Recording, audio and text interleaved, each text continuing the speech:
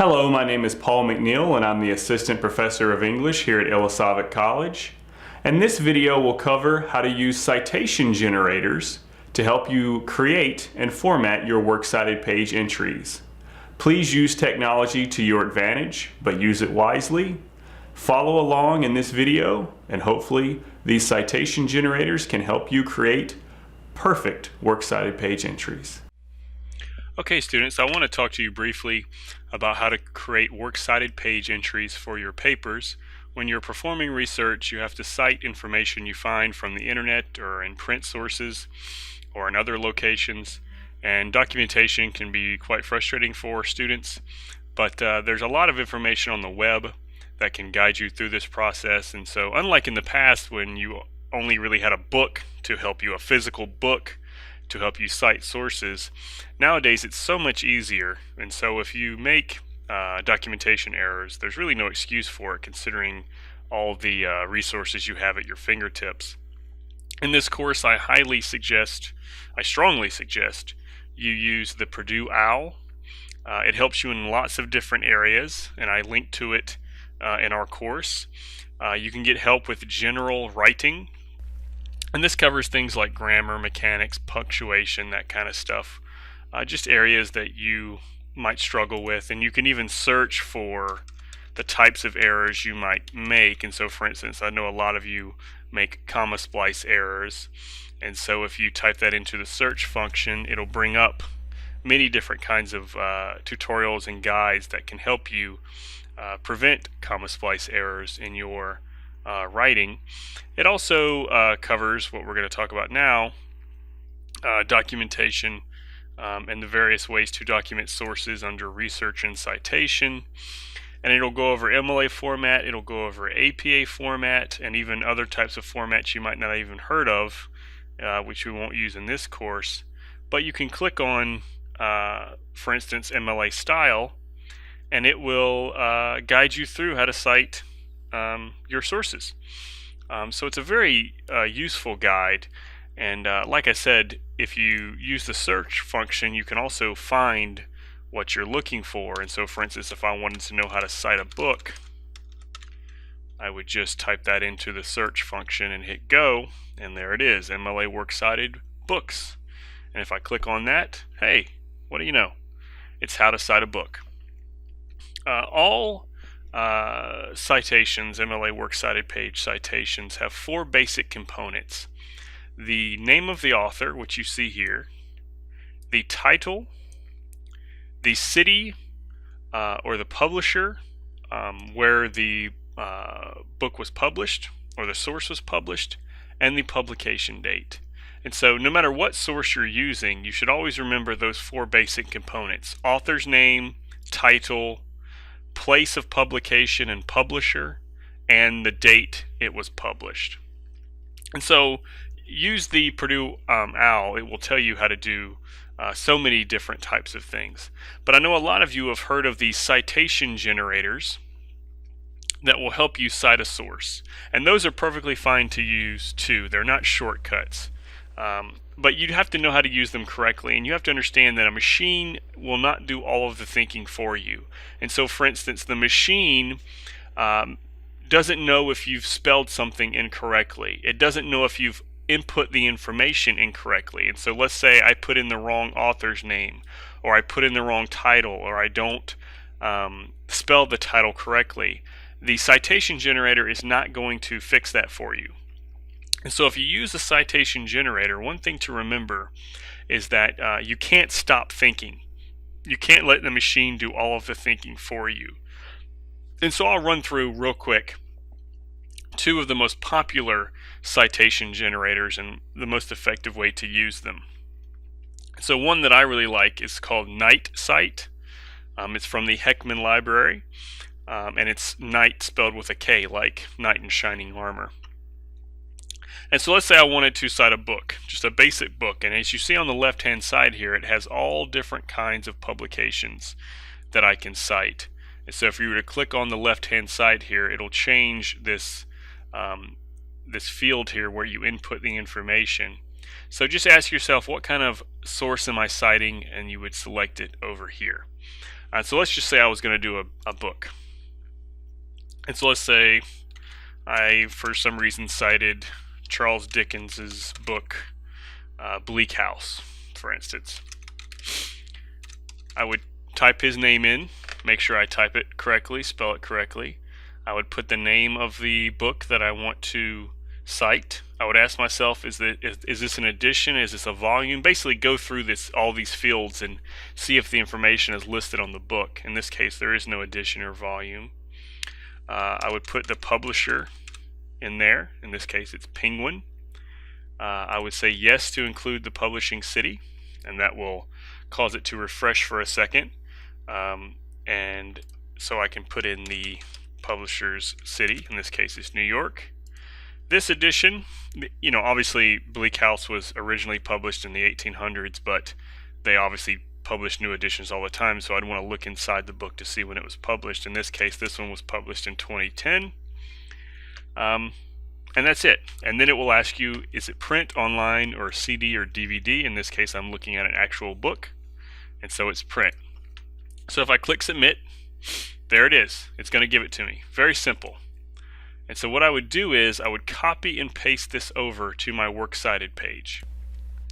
Now when I do this, some of the formatting may be lost, or it may not be the correct font. And so for instance, when I did this citation, it's in Calibri, and so I want to change it to Times New Roman 12-point font, because again, everything in your paper should be Times New Roman 12-point font.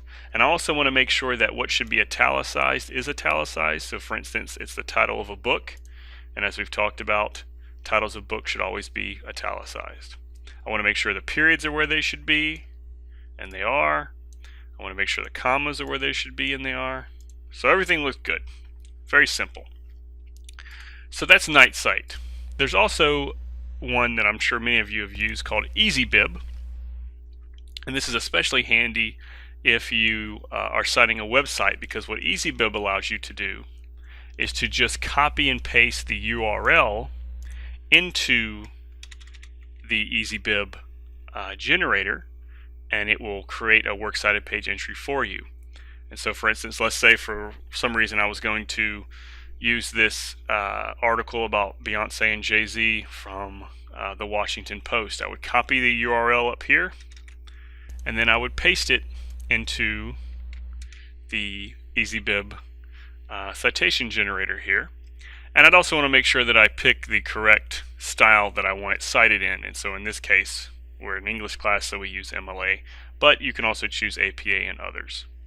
So I'm going to click Cite It, and it's going to take a second, it's going to think about it, and it's going to pop up a citation for me. Sometimes EasyBib can't find the information as easy as perhaps you would like. For whatever reason, it just can't find the information that you want to plug in. So some of this stuff you may actually have to put in yourself. And so for instance, when I did this, when I copied and pasted this over, it didn't read anything. So I've got to manually insert this all by myself, which should be fairly easy. Again, it's just copy and paste, paint by numbers kind of thing. So it's asking for the article title, and that's easy to find because I see it right here. So I copy that into the citation generator here. It's also asking about authors, and I can see by Chris Richards. So that's the name of the person who wrote this article. And so here I just put in his name, and I make sure to obviously spell it correctly, Chris Richards. Then it's asking for the website title. Well, the website title is The Washington Post. You can see it here in the URL. You can also see it up here. So Washington Post. So the website title is The Washington Post. Notice here I'm not putting WashingtonPost.com. That's the URL, but it's not the title of the website. The title of the website is The Washington Post. It's asking for the URL, which I have here. It's also asking when it was published. When was it electronically published? So if I go here, I can see it was published on June 18th of this year at 9:32 a.m. All I need is the day. I don't need the time. That's getting a little bit too specific. But if you put in the time, nobody would really care. But putting in the time might be a little too specific. So June 18th of this year. So put in the day, I put in the month, and I put in the year. So that's my 4 basic components. I told you every citation needs 4 basic components: author, title, who published it, and the date it was published. So let's create a citation and see what it looks like. And there we go. It has put it in there for me. So I will copy and paste citation. That's actually easy because it does it for me. And I'm going to go and paste it into my works cited page. And let's see what it looks like once it stops thinking about it. So one thing you'll notice here is the citation generator was nice enough to capitalize what should be capitalized. Do you notice here in the title it doesn't capitalize words like save, marriage, becoming? But in MLA format, those should be capitalized. And I was lucky because the citation generator actually did it for me. But if it did not, I would need to remember to do that. The major words of titles get capitalized in MLA format. But you'll notice here that, again, it's a different font. You can just tell that just by looking at it. So again, I want to highlight this and make sure everything is Times New Roman 12-point font. When you copy and paste it over, it will almost never put it in the correct font and size. And again, if I check on it, again, we have the author, we have the title, we have the place it was published, the person who published it, and we have the date. And we even have the URL in case somebody wants to find it. Including the URL is important with online sources because sometimes they can be hard to find, sometimes people change the links, lots of things happen with online sources. The other thing I want to do, which copying and pasting did not do for me, is I want these citations to take a hanging indent. Your works cited page should have a hanging indent, which is actually different from the traditional way of indenting paragraphs in the body of your essay. And so if I go up here to view, and again, your Word document may look different from mine, but it'll be under view, and you click ruler, this little ruler is going to show up.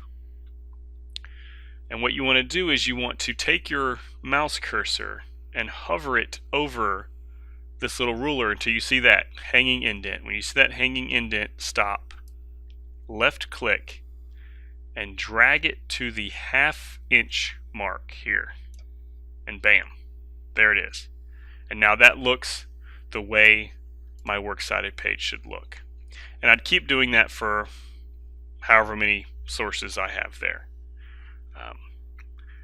Oftentimes students won't get their works cited page perfect, but if you just use the steps I've outlined in this video, even if you make mistakes, they'll be very minor mistakes that people can live with. But if you don't use these steps, you'll probably make major mistakes. What some students will do too, which you should not do, is they'll find a source online. They'll say, oh great, I want to use this source. They'll copy and paste just the URL. They'll go to their works cited page. They'll copy and paste the URL just like that and just leave it like that and say, bam, I've done what I need to do. You do not do that. Do not just copy your URL into the works cited page and say, I've created my works cited page entry. It's not that simple. You have to format it correctly. You need the basic information. And it should look like this instead. So use your guides. You'll never memorize this stuff. It'll never be something that you can just do from memory without having to use a guide. You want to use one of the 3 guides that I outlined in this video, either the Purdue OWL or Night Sight or EasyBib. And again, make sure every source that you use in the paper, in the body of the essay, should be cited here on the last page of your document as a works cited page. Thank you so much for watching this video. Please check out the EasyBib College Media channel for more videos that should help in your academic progress.